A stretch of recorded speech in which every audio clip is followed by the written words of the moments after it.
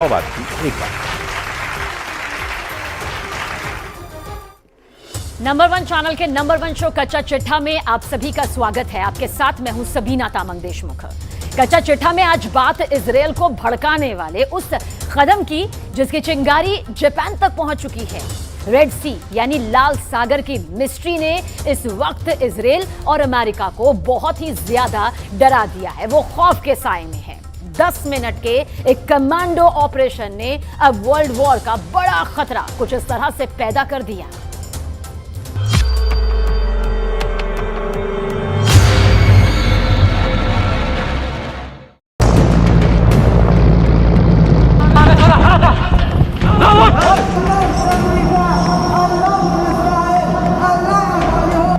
Helicopter एक जहाज के ऊपर मंडरा रहा है।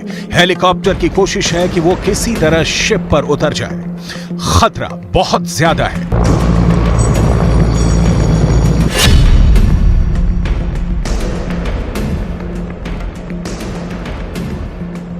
हेलीकॉप्टर के पिछले रैंप वाले दरवाजों पर 2 झंडे लगे।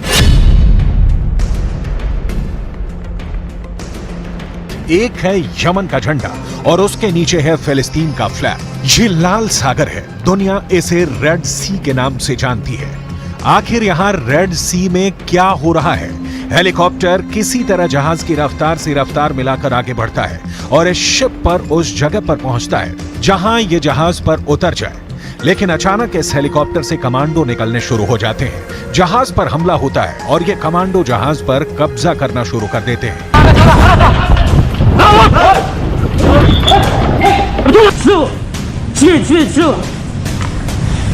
AK-47 और बाकी हथियारों से लैस ये कमांडो जहाज पर आगे बढ़ते हैं। हेलीकॉप्टर फौरन जहाज से उड़ जाता है। क्या हो रहा है किसी को नहीं मालूम। ये कमांडो जल्दी से जल्दी जहाज के ब्रिज की तरफ बढ़ते हैं। ब्रिज यानी वो जगह जहां से पानी के जहाज को कंट्रोल किया जाता है। शिप के स्टाफ की तरफ राइफल ताने ये सभी हमलावर जहाज के ब्रिज में दाखिल हो जाते हैं और फिर क्रू मेंबर्स हैंड्स अप करके हमलावरों की इस टीम के आगे सरेंडर कर देते हैं। रेड सी में चलते हुए जहाज पर अचानक ऐसा क्या हुआ कि ये हमला रेड सी की सबसे बड़ी मिस्ट्री बन गया। 2 मिनट के अंदर कैसे पूरे जहाज को इस कमांडो टीम ने अपने कब्जे में ले लिया और इनका मकसद क्या है? शिप के ब्रिज पर कंट्रोल करने के बाद इन हमलावरों का कब्जा बाकी जहाज पर होने लगता है और फिर लगते हैं वो नारे जो यमन के हूती विद्रोही अमेरिका और इजरायल के खिलाफ लगाते हैं।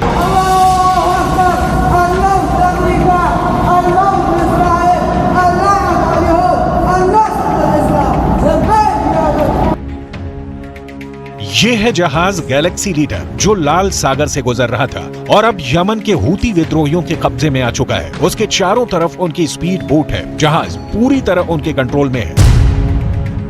यमन में बैठे हूती विद्रोहियों की सरकार का दावा है कि उसने इजरायल के जहाज को टारगेट किया है और ये गाजा में बमबारी का बदला है और ऐसे हमले होते रहेंगे। القوات المسلحة اليمنية تجدد تحذيرها لكافة السفن التابعة للعدو الإسرائيلي أو التي تتعامل معه بأنها سوف تصبح هدفا مشروعا للقوات المسلحة وتهيب بكل الدول التي يعمل رعاياها في البحر الأحمر بالابتعاد عن أي عمل أو نشاط مع السفن الإسرائيلية أو السفن المملوكة لإسرائيليين। बीच समंदर में ये ऐसा कमांडो ऑपरेशन है जिसे इजरायल के लिए 7 अक्टूबर 2023 के बाद दूसरा बड़ा झटका कहा जा रहा है।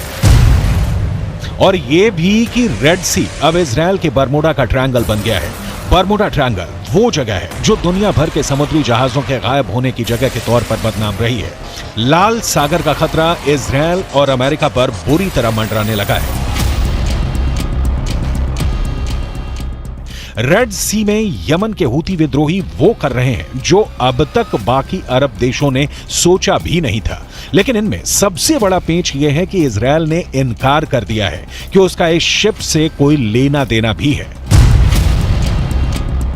गैलेक्सी लीडर जहाज का रिकॉर्ड बताता है कि यह कार सप्लाई करने वाला शिप है जो 48,000 टन तक वजन के साथ चलता है। इस जहाज के मालिकों को रे कार कैरियर्स नाम की कंपनी से जोड़ा गया है। बताया जा रहा है कि यह कंपनी इजरायल के कारोबारी अब्राहम रामी ओंगर ने बनाई थी। इसलिए हूती विद्रोहियों को लगा कि यह जहाज इजरायल का है, लेकिन जहाज के मालिक एक ब्रिटिश कंपनी है और अभी इसका संचालन जापान की एक कंपनी करती है। またイスラエルとも意思疎通を図りつつ、当事者である保守派への直接の働きかけに加え、サウジ、オマーン、イラン等の関係国に対して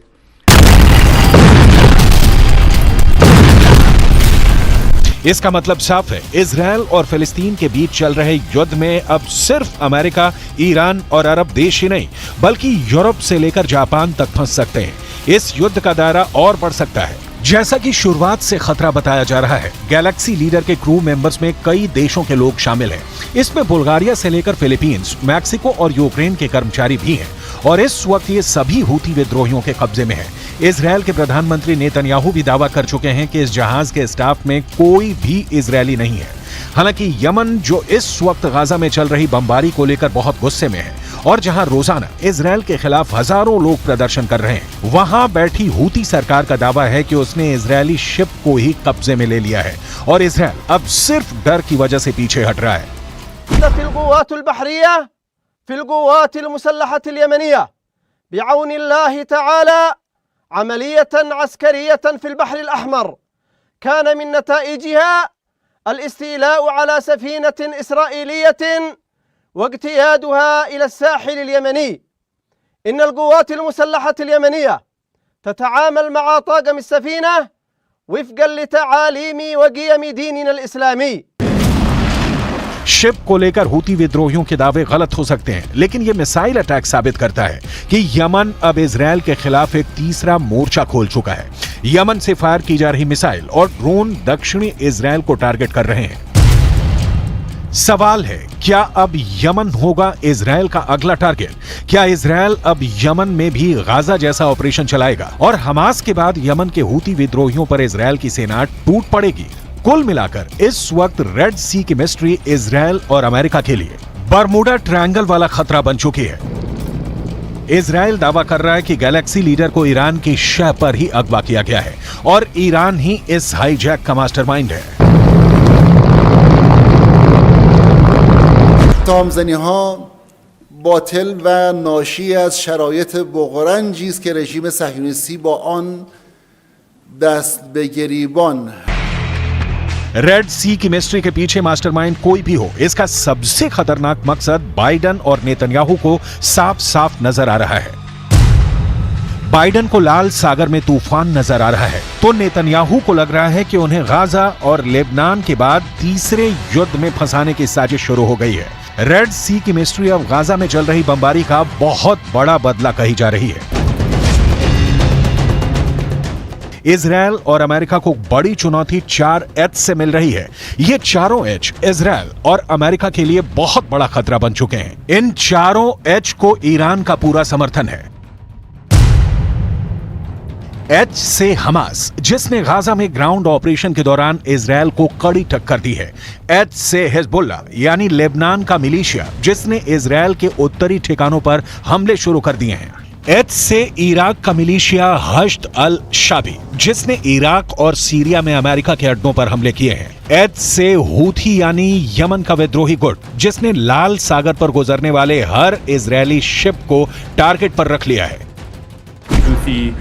Seizure of the motor vessel Galaxy Leader in the Red Sea is a flagrant violation of international law. We demand the immediate release of the ship and its crew, and we will consult with our allies and UN partners as appropriate on next steps. इस वक्त Lebanon और Israel के border पर ऐसा युद्ध चल रहा है कि गाजा में हो रहे हमले छोटे लगेंगे। देखिए हिजबुल्लाह ने कैसे बुरखान मिसाइल से इजरायल के अड्डे पर बहुत करीब से हमला किया। पहले मिसाइल फायर और कुछ दूरी पर इजरायल के अड्डे पर ये जाकर बिल्कुल सटीक जगह पर गिरती है। ये इजरायल के कब्जे वाले इलाके में उसकी सेना के अड्डे की हालत है। जहां मिसाइल गिरी उस जगह की हालत देखिए, लग रहा है कि इजरायल का पूरा मिलिट्री अड्डा तबाह हो गया है। तस्वीरें साफ साफ बता रही हैं कि यहाँ कैसे बर्बादी हुई है। हिजबुल्लाह ने अपनी छोटी दूरी की बुरखान मिसाइल से बहुत बड़ा नुकसान किया है। हिजबुल्लाह ने अपने सबसे खतरनाक स्नाइपर फोर्स उतार दी है।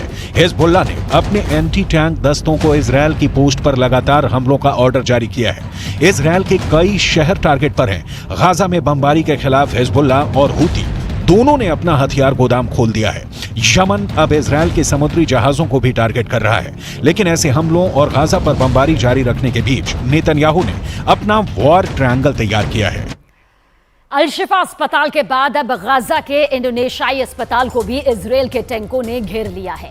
फिलिस्तीन की मीडिया ने यह दावा किया कि इजरायल इस अस्पताल के लोगों के साथ अत्याचार कर रहा है। इजरायल ने इस तरह के दावों का साफ तौर पर खंडन भी किया है। अब इजरायल को उम्मीद है कि उसका नया एक्शन हमास के बड़े अड्डे तक पहुंचने में मदद जरूर करेगा।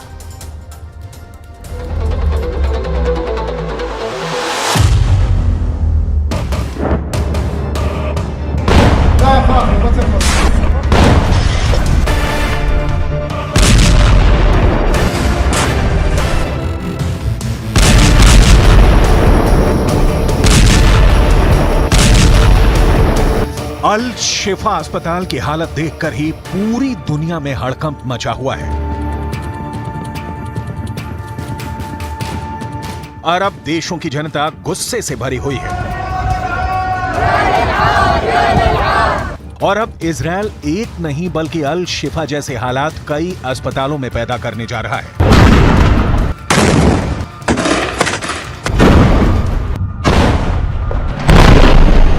अल शिफा अस्पताल के बाद अब गाजा के इंडोनेशिया अस्पताल पर जबरदस्त हमला शुरू हो चुका है।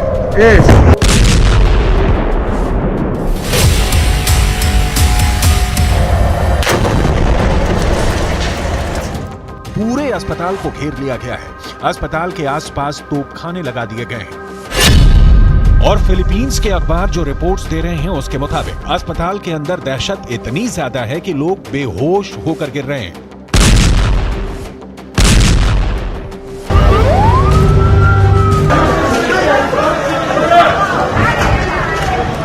आखिर क्या चल रहा है इंडोनेशियाई अस्पताल के अंदर, पूरी रिपोर्ट आपको बताएंगे। एक तरफ गाजा पट्टी पर आफत टूट पड़ी है और दूसरी तरफ जॉर्डन के बादशाह और उनके वारिस यानी उनके बेटे गाजा पट्टी के लोगों के जख्मों पर नमक छिड़क रहे हैं। हमास की ताकत को इजरायल इस कदर नस्तो नाबूद कर रहा है कि पिछले 72 घंटे से इजरायल की राजधानी तेल अवीव पर एक भी मिसाइल अटैक नहीं हुआ था। और जब सोमवार को तेल अवीव पर एक मिसाइल अटैक हुआ तो जहां से मिसाइल अटैक हुआ उस रॉकेट लॉन्चर को भी गाजा के अंदर जाकर इजरायल ने तबाह कर दिया है।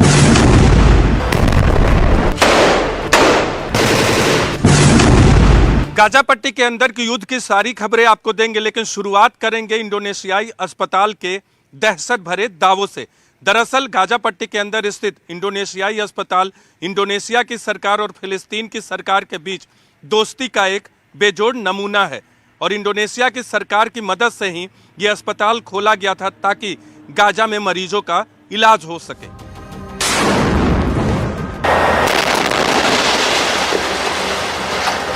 लेकिन अब इस अस्पताल के अंदर और बाहर एक बड़ी लड़ाई चल रही है। फिलिस्तीन के अखबारों से जो जानकारी सामने आ रही है उसके मुताबिक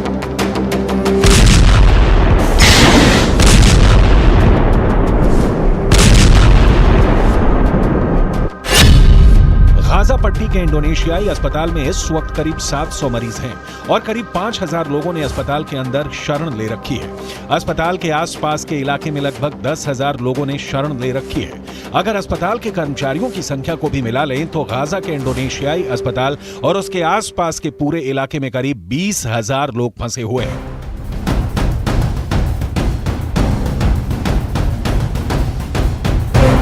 और इन 20,000 लोगों को इजरायल की डिफेंस फोर्स ने घेर लिया है। फिलिस्तीन के अखबार जो रिपोर्ट्स दे रहे हैं उसके मुताबिक इंडोनेशियाई अस्पताल को इजरायल ने अपने तोपखाने से घेर रखा है। गाजा के स्वास्थ्य मंत्रालय के प्रबंधक मुन्नेर अल बुर्रा ने इंडोनेशियाई अस्पताल का आंखों देखा हाल प्रस्तुत किया है। गाजा के स्वास्थ्य मंत्रालय के प्रबंधक का कहना है अस्पताल के बाहर निकलने की कोशिश जो भी कर रहा है उसको इजरायल डिफेंस फोर्स गोली मार दे रही है। कई लोग मारे जा चुके हैं और उनकी लाशें इंडोनेशियाई अस्पताल के बाहर पड़ी हुई हैं। इन लाशों को कफन ओढ़ाने वाला भी कोई नहीं है। अस्पताल के अंदर लोग इतने ज्यादा डरे हुए हैं कि जो पीड़ित हैं और जो मरीज हैं वो खड़े खड़े गश खाकर फर्श पर गिर रहे हैं।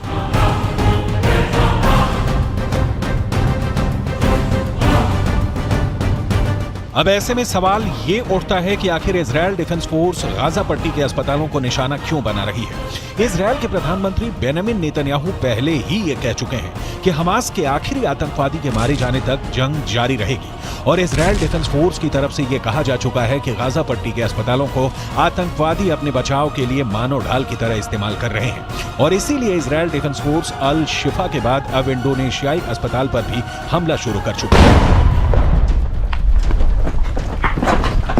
गाजा पट्टी की हालत इस वक्त ये है कि अब तक 13,300 से ज्यादा लोग मारे जा चुके हैं। फिलिस्तीन के अखबारों के मुताबिक इनमें से 5,600 से ज्यादा बच्चे हैं। गाजा पट्टी के अंदर 87 मस्जिदें इजरायल पूरी तरह से ध्वस्त कर चुका है और 170 मस्जिदें क्षतिग्रस्त हुई हैं।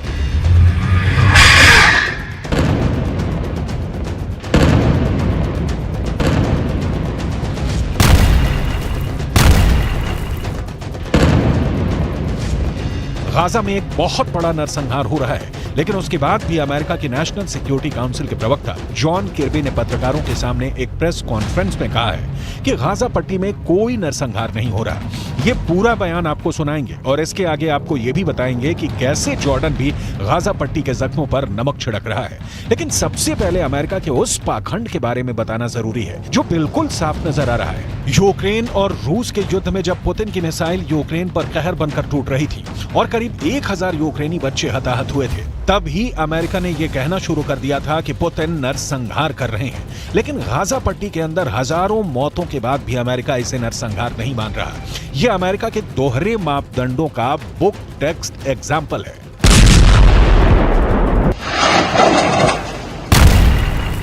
Hamas wants, make no mistake about it, is genocide. They want to wipe Israel off the map. They've said so publicly, more than one occasion. In fact, just recently. And they've said that they're not going to stop. What happened on the 7th of October is going to happen again and again and again. And what happened on the 7th of October? Murder, slaughter of innocent people in their homes or at a music festival. That's genocidal intentions.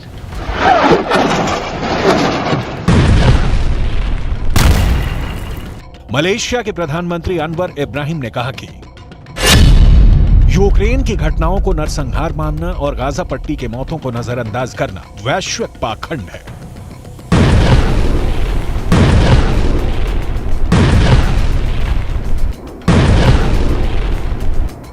दूसरी तरफ अगर देखा जाए तो अब तक Gaza पट्टी के अंदर 30,000 से ज्यादा लोग घायल हैं और गाजा पट्टी के अस्पतालों की हालत क्या है ये पूरी दुनिया को नजर आ रही है। जॉर्डन ने गाजा पट्टी के घायल लोगों के लिए इजिप्ट के अंदर एक फील्ड हॉस्पिटल बनाया है। किंग अब्दुल्ला के बेटे खुद इस अस्पताल की निगरानी करने के लिए गए, लेकिन आपको जानकर हैरानी होगी कि इस फील्ड हॉस्पिटल में मात्र 40 बेड हैं, जबकि गाजा के अंदर 30,000 से ज्यादा लोग घायल हैं। और इन हालात में एक फील्ड हॉस्पिटल में मात्र 40 बेड का इंतजाम लोगों के लिए क्रूर मजाक है। عملية مش سهلة بس أهم شيء المعنويات تضل عالية إن شاء الله. يعني إحنا زي ما بنعرف الجيش العربي ما شاء الله إحنا دائما بنقوم بالواجب وأقل شيء بنقدر نعمله إنه نحاول نساعد إخواننا في غزة وفلسطين. فأكيد بدنا نعمل أكثر دائما بس أنتم ما شاء الله يعني فرصة إنكم تساعدوا الناس ونقدم الإشي اللي هم محتاجين. إن شاء الله. إن شاء الله. إحنا كلنا فخورين فيكم وراح نتابع كل الأمور أول بأول. أهم شيء التنسيق بيناتكم والمعنويات تضل عالية.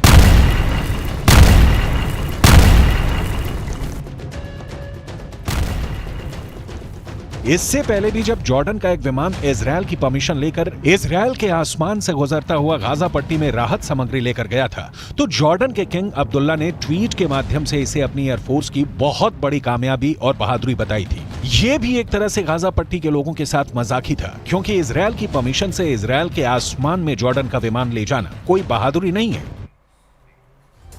देखिए, एक तरफ तो इजराइल गाजा में अस्पताल पर खौफनाक हमले कर रहा है, लेकिन दूसरी तरफ उसे खुद पर हमास और हिजबुल्लाह के अटैक का भी डर सता रहा है। इसलिए अब बेंजामिन नेतन्याहू ने अपनी स्पेशल फोर्स को इस महाजंग में उतार दिया है। कहा जाता है कि इजराइल की इस फोर्स के कमांडो ऐसी मौत देते हैं कि दुश्मन देखकर ही दम तोड़ देते हैं।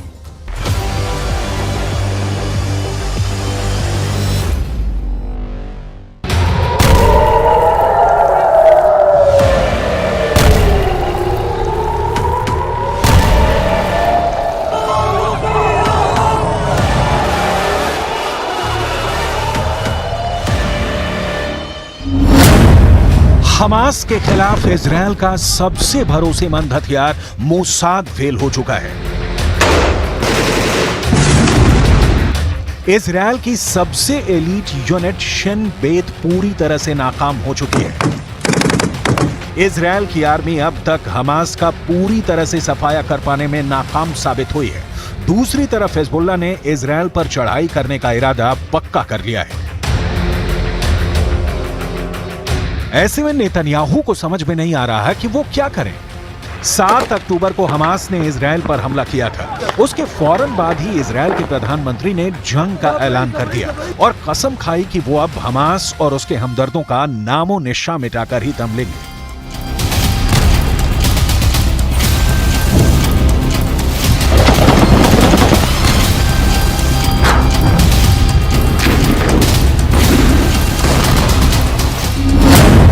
नेतन्याहू ने जब अपनी उस यूनिट को हमास और हिजबुल्लाह के खिलाफ उतारने का फैसला किया, जिसका ट्रैक रिकॉर्ड 100% है,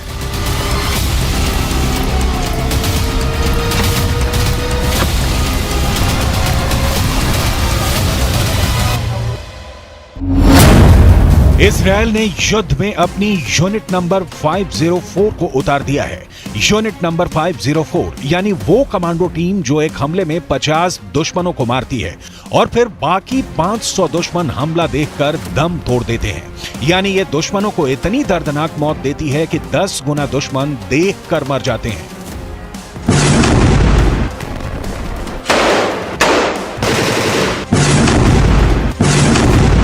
यूनिट नंबर 504 ने गाजा में मोर्चा संभाल लिया है। हाईटेक हथियारों से लैस 504 यूनिट के सैनिक चुन चुन कर हमास के लड़ाकों को मार रही है, टैंक से अटैक कर रही है, बिल्डिंग से दुश्मनों पर गोलियां बरसा रही है, हर उस बिल्डिंग में जाकर हमास को ढूंढ ढूंढ कर उनका खात्मा कर रही है। हमास का छुपना मुश्किल सा हो गया है। हमास के सामने मौत है और यूनिट नंबर 504 इसकी पूरी गारंटी के साथ गाजा में उतरी है।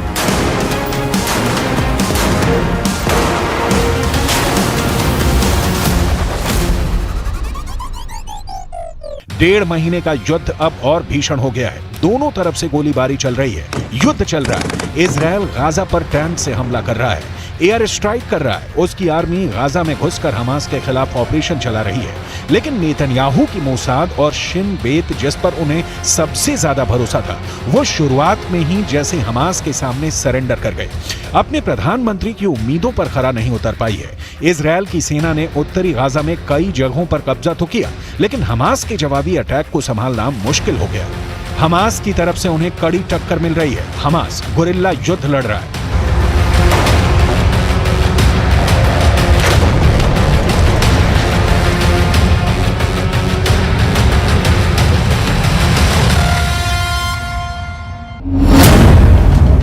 यही वजह है कि गाजा में चल रहे युद्ध में इजरायल के 70 से ज्यादा सैनिक मारे जा चुके हैं। ये इजरायल के उन सैनिकों के अंतिम संस्कार की तस्वीरें हैं जिन्हें युद्ध के दौरान हमास के लड़ाकों ने मार दिया। इसमें 23 साल के सैनिक माज केरेट बत्तिया भी शामिल थे, जिसे हमास के लड़ाकों ने मार दिया। माज केरेट गाजा में अपने साथी सैनिकों के साथ हमास के खिलाफ मोर्चे पर थे। तभी एक ऐसा हमला हुआ कि जान बचाकर भागने की नौबत आ गई, लेकिन कामयाबी नहीं मिली। वो जिस ऑपरेशन का हिस्सा थे उसमें इजरायल के एक लेफ्टिनेंट रैंक के अफसर की भी मौत हुई है। एक तरफ इस ऑपरेशन में इजरायल को सैनिकों की भारी कीमत चुकानी पड़ रही है, दूसरी तरफ उसके हथियार भी हमास और हिजबुल्लाह के निशाने पर हैं। युद्ध के दौरान हमास और हिजबुल्लाह ने चुन चुन कर इजरायल के सबसे बेहतरीन टैंक मरकावा को फोड़ा।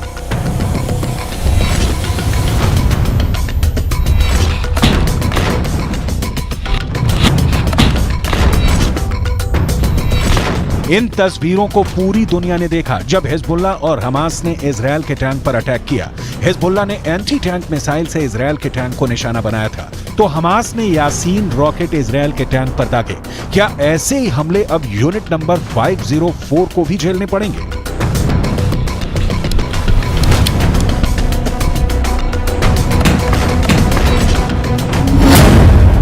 (1973) में योम किप्पुर युद्ध के बाद इजरायल को यह समझ में आ गया था कि उसकी डिफेंस फोर्स की इंटेलिजेंस मिस्र और सीरिया के हमलों का पता लगाने में नाकाम रही है। तब सरकार ने मोसाद और शिन बेत को मजबूत करना शुरू किया। इसका मकसद था कि कई एजेंसियां कई तरह की जानकारियां इकट्ठा करेंगी। अगर एक चूक भी जाती है तो दूसरी खतरे का पता लगा लेगी। लेकिन 7 अक्टूबर को हमास ने अचानक इजराइल पर हमला कर दिया। इस हमले के बाद से ही लगातार मोसाद पर सवाल उठने लगे। उसको फेल करार दे दिया गया। एक समय मोसाद और शिन बेत लेबनान में सक्रिय थी। यूनिट 504 भी एक समय यही थी। बाद में मोसाद का फोकस ईरान और इंटरनेशनल आतंकियों पर हो गया।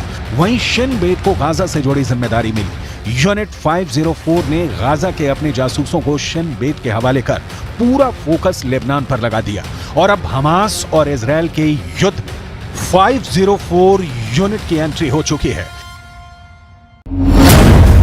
लेकिन इजराइल की यूनिट नंबर 504 को सिर्फ गाजा में हमास के ही नहीं बल्कि लेबनान बॉर्डर की भी जिम्मेदारी मिली हुई है। इजराइल पर गाजा से तो टक्कर मिल ही रही है, लेबनान बॉर्डर भी उसके लिए सिरदर्द बना हुआ है। ऐसे में इजराइल फंस गया है कि वो गाजा संभाले या लेबनान बॉर्डर पर फोकस करे।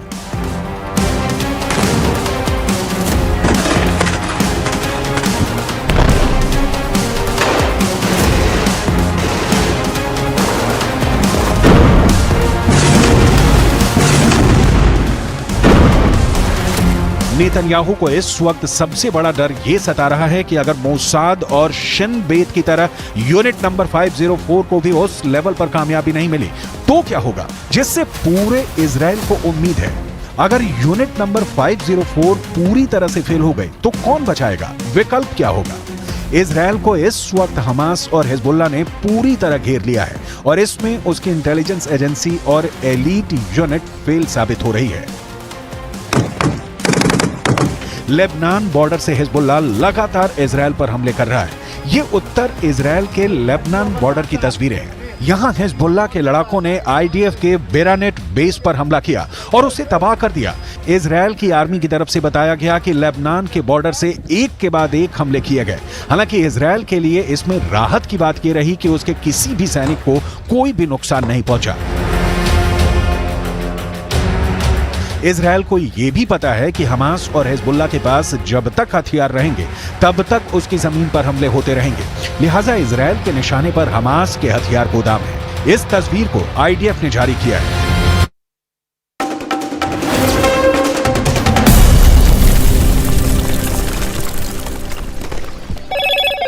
Hello, Moto.